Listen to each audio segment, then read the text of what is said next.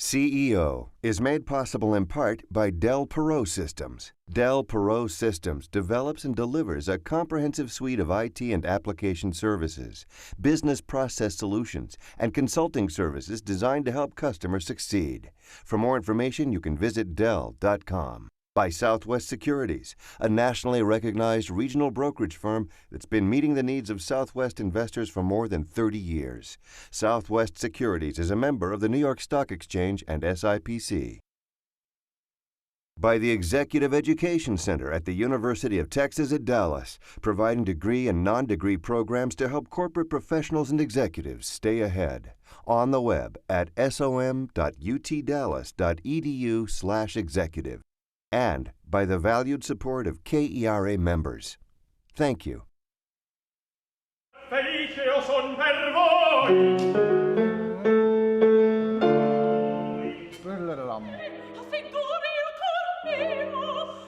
Darren Woods radiates passion for his art as the Fort Worth Opera's general director. But in his early years, he could scarcely dream beyond high school band director in his hometown of Luling, Texas. Art and the artist will always find a way, even when you're from a small town. We talk about singers and choosing this, but really, singing chooses you more than you choose it. You think you choose it, but it chooses you. Under Wood's direction, the company gained international attention by daring to bring to the stage edgy, controversial material like Angels in America, Dead Man Walking, and this season's world premiere of Before Night Falls. It's amazing that this small company in Texas, this scrappy little company in Texas we've been called now, which I love, is daring to take on projects that bigger opera companies around the country and around the world won't do. I'm letting you and Lucy and Louise know that the challenge is a little bit bigger than we thought it was going to be. Even before the economy demolished other companies, Woods had embraced a bold new plan to secure the future of the Fort Worth Opera. He abandoned the traditional season in favor of a festival, offering 3 productions patrons can enjoy over a weekend.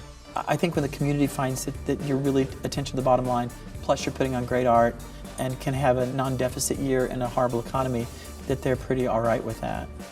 The Fort Worth Opera delicately balances its traditional fare while building a contemporary following. It's a sure bet for longevity.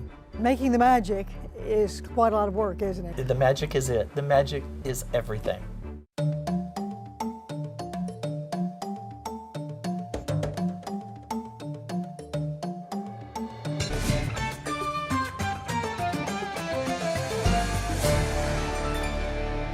Darren Woods, at the Fort Worth Opera, you have more than a mission statement. You also have a passion statement. That's right. What is your passion statement? Our passion is to be recognized internationally as a company that preserves and expands the transcendent art, with a capital A, of opera.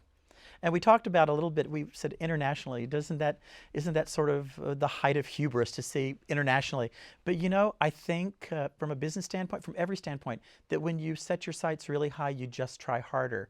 And I think our entire staff just sort of rallies around that statement. And everything that we do every day is about, we go, is this preserving or expanding the repertoire? And it's really, really important to us.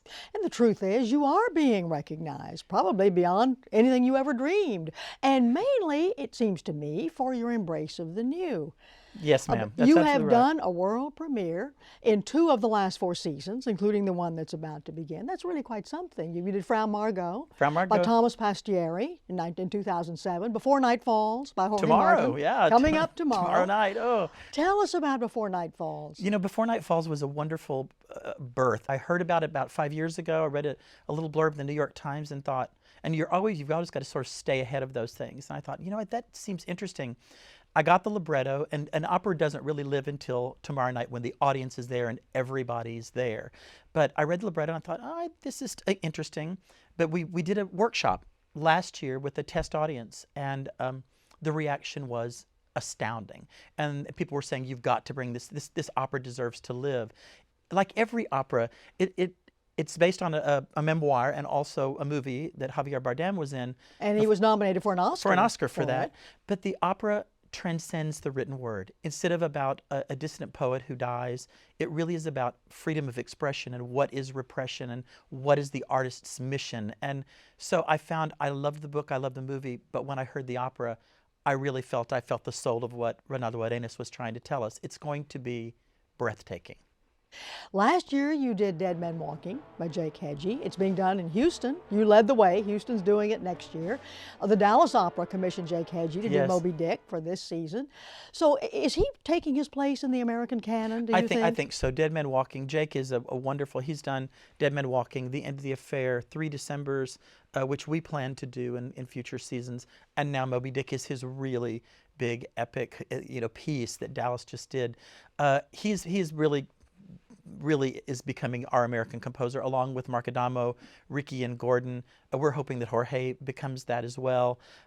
It's really nice that there's an American voice in opera. For many years, this was a European art form, and we relied on American musical theater. But now we have these giants, including Carlisle Floyd, of course, who sort of paved the way for all of them. But for some reason, in the last 10 years, we as Americans have begun to embrace our own American opera sound. And I think that's really terrific. Well, you have a very adventuresome board, which is lucky for you. They're lucky to have you as well. But you were trying to put together the season for 2008. You were going to have Angels in America, very bold. Very and I bold. want to talk about that too. Don Giovanni, Turandot, Lucia de Lammermoor.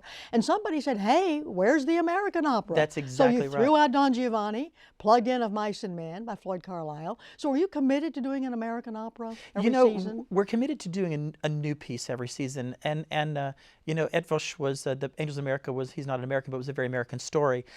I would like to say yes, an American opera, because I really believe that it's part of our identity as Fort Worth. And when I got there, Fort Worth's identity was sort of like, we're not Dallas Opera.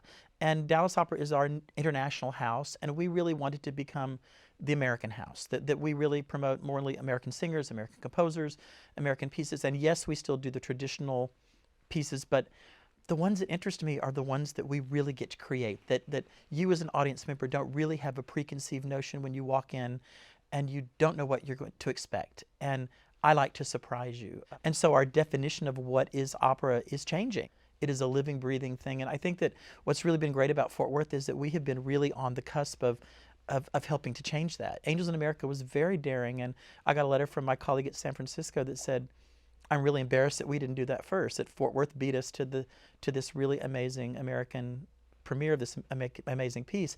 Well, it was a very bold thing for you to do. You knew it would be controversial, so you did a very clever thing. You put together a group of people, a group of healthcare professionals, Right. arts groups, and you called it More Life, the Art and Science of AIDS. Yes, ma'am. How did you assemble this group? My staff is so incredibly creative, and we came up with this idea, but we knew we couldn't manage that many people. And so we just sort of sent out an initial email saying, we think that this opera is bigger than just an opera in the Scott Theater. We think that this is a citywide big thing to remind people. I mean, it's been how many years? 30 years since the first people started dying of AIDS. Many artists, a lot of people have forgotten about it. I felt like this was a real tribute to friends of mine who had died, to just do the opera itself. We sent an initial email and 50 people showed up from the medical community, from the arts community, from the scientific. It was just amazing. And we all gathered around a table and just started brainstorming on how we could put this together. We finally got a very generous donor, paid someone to coordinate it all, because there were 40 different events surrounding that. The opera was just one. Our newspaper, the Star Telegram, said it was the most important consortium of people probably in the last 100 years in Fort Worth that came together around a single purpose. And it was wonderful, and it did dispel any sort of maybe bad press we might have gotten from people who, and we also said, our marketing director was brilliant. She just said, it's not part of your subscription, it's an add-on, it's not for everybody, it's a brilliant piece of art, and we believe in doing brilliant art. And so if you want to come, and if you don't come, don't. The people who came were thunderstruck. And to this day, I'm hoping tomorrow will eclipse it. To this day, that is really the proudest moment of my life, when that curtain came down and that magic had come together, and it was everything that we hoped it would be, and the city was all around it. You know, Darren, it seems to me that you have found a way to fly in the face of the paradigmatic notion of Dallas and Fort Worth as being staid and repressed and intolerant and dull and unopen to anything new. I mean, you're destroying that idea. It's a wonderful thing you're doing. I hope so, because I don't think it is. I find it, we have the brilliant Modern Art Museum, and I go look at the exhibits that are there, and I see the young people that are there, and there's no reason why those people shouldn't be coming to the Opera House. And it makes me so happy when I look at Bass Hall and I see people in jeans and flip-flops, and I see people with blue hair, real blue hair, dyed blue hair, not, but a really young, vibrant audience who's experiencing this for the first time, mainly because we really do see it as theatrical, and the voices are always first, but it needs to be theater, it needs to be universal, and I'm very thrilled that we can do those things. We've got a lot of dreams and a lot of plans that will be, some will be edgy, some will be just not as edgy, but there'll be important stories to be told. Lee, do you want to come meet the gang? Hello. I've been a fan of yours for a long time. So nice to meet you. With only a few weeks to go before opening night, we caught Darren at an early rehearsal. Our job is to make it look like magic and not have anybody really know all the stuff that went on behind the scenes. Although if you want to go behind the scenes, I'll be happy to show you how it goes.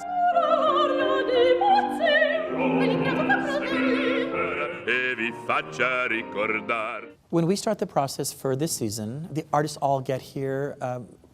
One cast the first day, the second cast the next day, and by day 3, we are fully, completely rehearsing in 3 different locations, 3 productions at once. We are 10 to 1, 2 to 5. The details will come this evening. This is a rehearsal of Don Giovanni, and they're singing through it for the first time and hearing how their voices go together for the first time in this piece. Today was the first staging rehearsal or blocking rehearsal where the director says, I want you to go here, I want you to go there, this is where you touch, this is where the sword fight happens. And even people who have done Giovanni many times, it's always different because you have a different director, different conductor, it's just always different. When you're blocking and you're going over things over and over again 2 or 3 times, you really want to save your voice for when you do it. So they're doing something we call in the business is marking, which means you sing half voice or you sing very softly.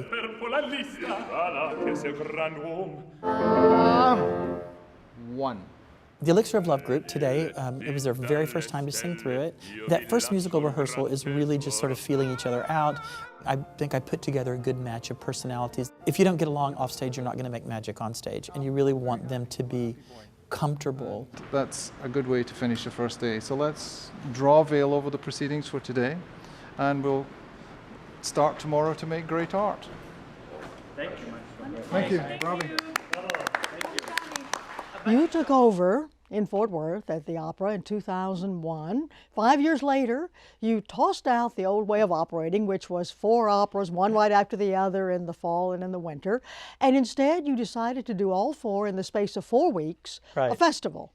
Why did you make that decision? Well, I knew it was either going to be the best decision we ever made or the worst one. There was going to be no middle ground. There were many factors, actually. When the dates were given to us in our hall, we had Labor Day weekend, we had the week after Thanksgiving, we had my favorite, the first weekend in January, and then spring break. And we were against the Dallas Opera in time for 3 of those 4 dates. So if you wanted to go to matinee, you had to either pick Dallas or pick Fort Worth.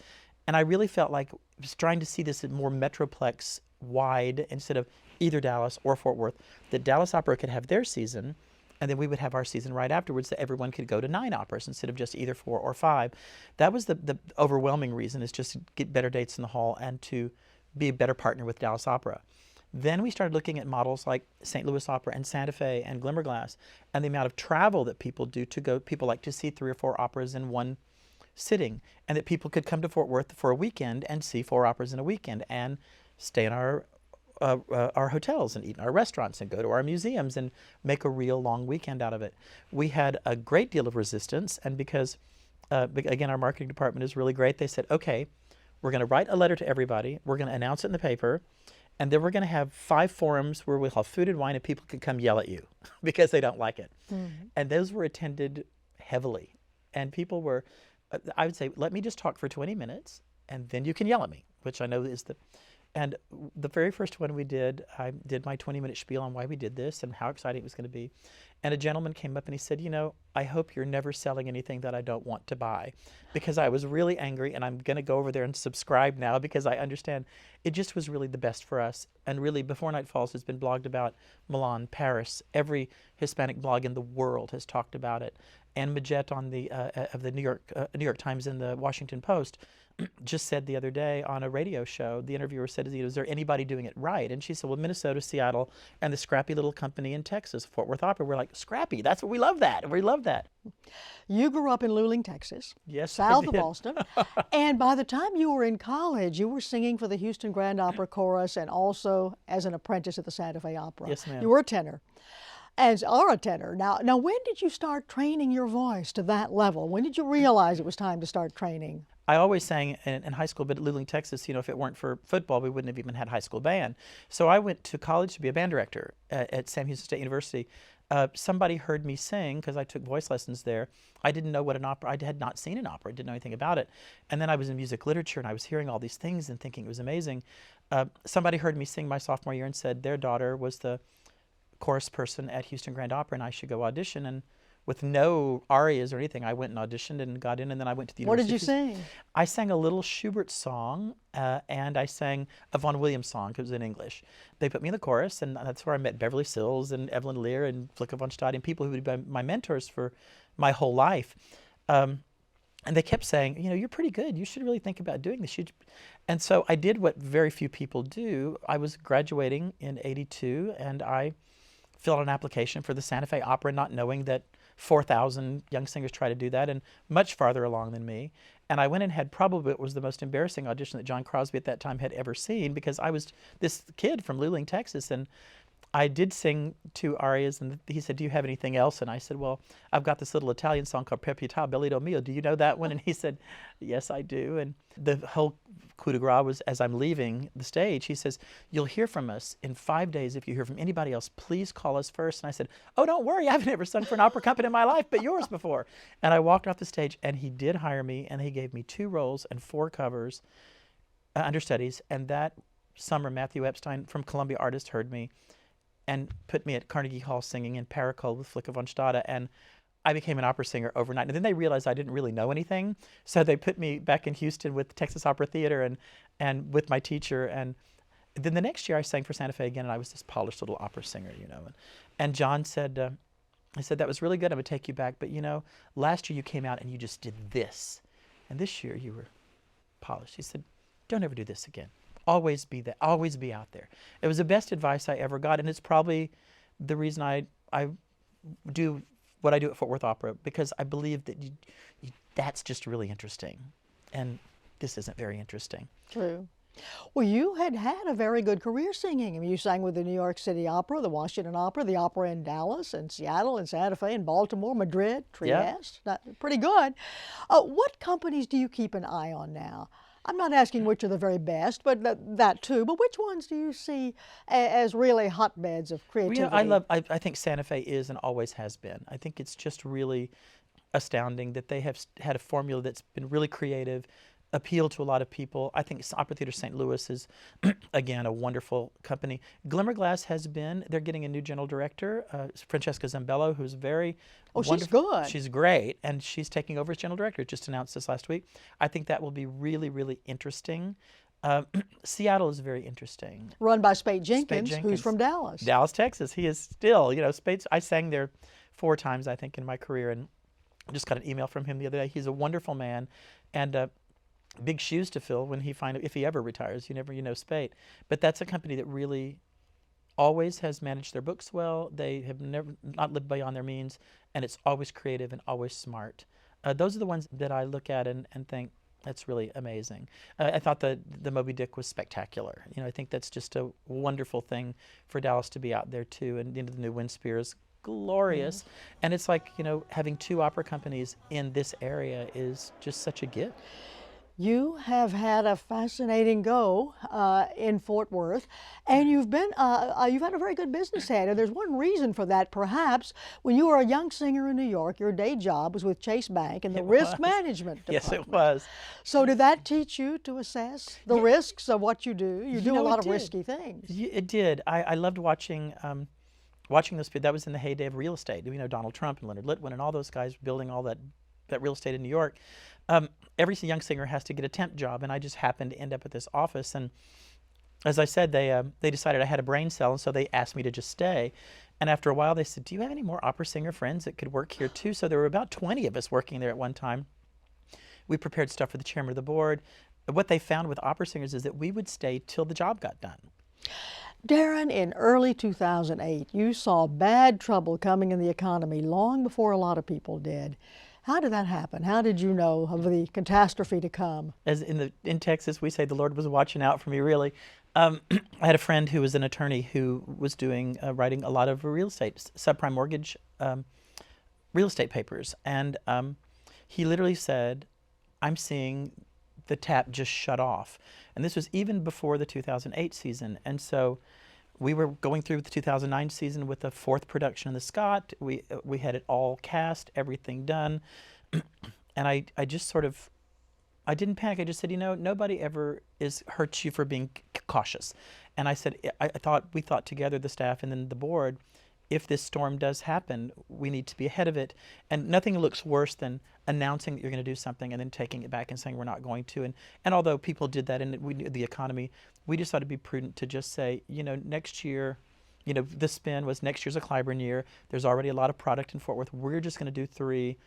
And then when the economy hit, we had cut out $500,000 out of the budget then, and then managed to, even in the economy, carve out another $200,000 just by being almost $1 million. Almost $1 million out of a $4.5 million budget. That's a quarter of it. Yeah, so it something. was difficult, and yet the shows last year, the productions last year were so beautiful, thanks to Kurt Howard, and just so efficient, and the audience didn't know. We came out of it with, Susie, our don't say a little black ink, but black ink is still black ink, in an economy like that. Well, you came out $40,000 ahead last year, and you made a profit in 2008. A lot of people can't make that statement. We did okay. I don't know if you know, we lost about 18 opera companies around the country this year. Some of them big, long-standing, the Baltimore Opera, 70 years, vanished overnight. Opera Pacific, 20 years, vanished. Connecticut Opera, and many others. And we didn't want to be, we are not going to be a casualty. And so you have to wear 2 hats. In fact, one of our patrons calls me, when he wants to talk to the general director, CEO, he calls me Darren. And when he wants to talk to the artistic guy, he calls me DK. And he said he doesn't think that many people wear both those hats well, but I have all this wonderful artistic vision that I want to get out there. But the Darren part of me goes, what part of that vision can we afford? What I think has made us successful, and as we continue preparing for 2010 and 2011 and 12, is you can't be careful. You still have to stay true to your mission. So you're not going to find us retreating into 3 classic war horses, because our identity is new. Our identity is American. Our identity is really specific. Well, speaking both to you as Darren and DK, you have said, and I was very impressed by it, that in tough times, as we've been living through, you still can't sacrifice quality. Never. You've got to be frugal. People Right. want to know you're taking good care of your money and spending it wisely, but that you're not doing it at their expense. Actually, they want quality. Yes, and that's what's made people come to the opera, to our opera companies, the quality. We put, I think we were looking at we put 80% of our budget into programming. We have a very small staff of 12 people that put on that huge festival, 12 people, because we believe that if you're going to give us money, you're giving us money to put things on the stage. We're really good stewards, and if we can't do it perfectly well, then that's not the right show for us to do. I remember the story, because it's coming up next year, Il Trovatore. I've wanted to do Trovatore forever. The set was so expensive, the singers were expensive, and I just couldn't do it the way we wanted to do it, so we just didn't do it.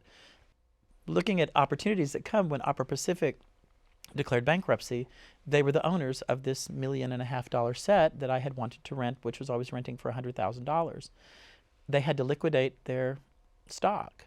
And so we called and said, what are you selling that set for? And they said, what will you give us for it? And we said $15,000. And they said, send a truck. And I said, there's one on the way, and my production person's already on a plane. Oh. And so we got, and next year's Trovatore will be the $1.5 million Trovatore I always wanted, that we got for $15,000. So you always have to watch for the opportunity. We got that, the costumes, everything. And I'm telling you, when the show opens, you're going to be blown away. It's so amazing. But we never could have afforded it to do it the way we really wanted to do it, and now we can. You spend 95% of your time fundraising, Or you call it friendraising. Friendraising. How do you raise friends for the Fort Worth Opera? You know, you take time, and I know the history of the opera. When I came, it was very fractured board, and people had gotten mad, and you just have to always go out there and articulate the vision. And for people that had gotten mad then, what we did was I went to them and said, I have no right to ask you back. I haven't proven anything, but I hope to one day give you the opera company that you've wanted. And I want to thank you now for all the stuff that you did do for the opera company before I came. And all those people have come back, which has just been thrilling. Well, you don't just go out there, you invite them to your house for dinner. I do. For Italian food. We That's do. not a bad thing to do. We make Italian food, and if you're a subscriber, we have a new subscriber party at my house. So we get to meet the people that are coming for the first time. And I was talking to a director friend of mine, and I said, do you think this is a good idea? And he said, I've subscribed to things my whole life, and I've never been invited to the general director's house. I think that's pretty great. And what people really want mostly, not only with me, but with the artists, is access. They want to know that you really care about them. So there's not one person, donor, ticket buyer, anybody. If they call or email me, I write them back, or I call them back. Not somebody from the staff, me. I think that's really important. Well, Jeff Jones, who chairs your leadership committee, says quite frankly he knew nothing about opera and didn't care, but he was going through a difficult divorce and he needed something new in his life, and you gave him something new. You gave him opera. It was amazing. We have our leadership group that he's chairs, as you mentioned, is our young professionals group, and we had the opening party at my house, and he was going on the internet. He'd always wanted to try opera, and he saw that we were having this party, and he said the scariest thing he ever did was walk into this house of 70 people, not knowing a human being, and finding, he's become my best friend, finding a friend, a bunch of friends. And then he went, our opera was so late that it was the first festival, so he bought Dallas opera tickets, so he had 5 operas, and he has become an opera nut, and I mean that. He goes to the Met, he goes to Dallas, he goes to Fort Worth, he knows about it, he listens to it, and it's one of the greatest joys of his life, and I learned to like beer. So, he gave me something too. And he obviously has come to believe that singers are the ones to lead opera companies. He told Opera News that while he understands you're in a lot of demand, you're a hot commodity, you've just signed a 5-year contract, another 5-year contract with Fort Worth. That's good, through 2015. But you could leave at any time. Another company could snap you up. But he said there's another singer out there with a head for business. So we obviously think that's the way to do it. Placido Domingo heads 2 companies. Beverly Sills headed the New York City Opera before she was chairman of the Met Board. Right. But it's unusual, isn't it, for a Very singer unusual. to lead Very a company? unusual. I think where singers are best is because they've been schmoozing donors and talking to people and performing. That donor call is always a little bit of a performance. And I'm always asked, how long are you going to stay? How long are you going to stay? Right now, Fort Worth Opera is one of the most interesting places in the United States, and so as long as it's interesting, I want to be here. I think what we're doing is vibrant and relevant and really good, and I think there's a lot of life. I'm 52, so I want to work for another 50 years. I could do it here. Sure. Well, Darren Wood, he's just wishing you many festivals that are life-changing and world-changing, and thank you very much. Thank you so much.